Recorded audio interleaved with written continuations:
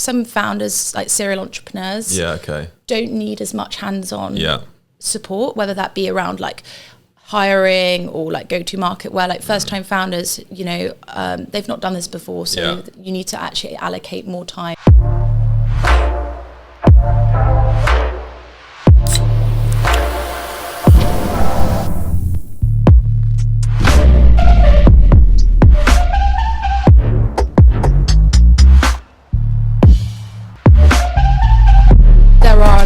Companies, so it's like, how do you build for scale?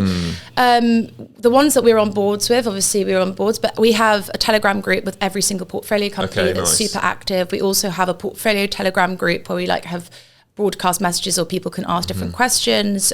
We also run we ran 9 events this year, 9 or 10 events across all the big conferences as kind of a touch point, engagement point with our portfolio. I have relationships with probably, most, if not all, the portfolio companies. So like if they sort of know me on a personal level, so they can sort of ask if I need something and then I can point them in the right direction. It's quite sort of, that's quite a casual relationship. I would say my relationships in a Web2 VC, we also have like a resource hub, etc., which is a bit more vetted service providers, a bit more sort of scalable and passive. But in terms of one-to-one, it's all around the relationship that I just sort of spend the time building, and sort of keeping an eye on news and sort of what's important, and also some founders, like serial entrepreneurs, don't need as much hands-on support, whether that be around like hiring or like go-to-market, where like first-time founders, you know, they've not done this before, so you need to actually allocate more time. So it's also identifying who needs support, who needs time, and where your impact should go. I'm a first-time founder, and I think we certainly fucked a lot of stuff up.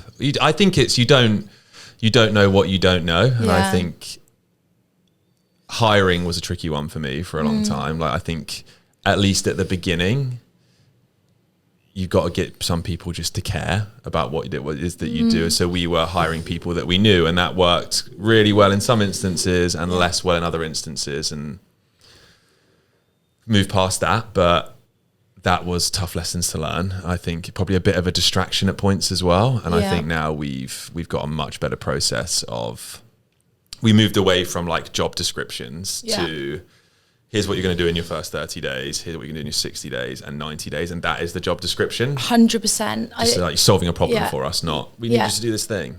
I think they've got to be bought in on the vision, the end goal, and that vision's got to be clear. But like by breaking things down, you make things a lot more achievable. Totally.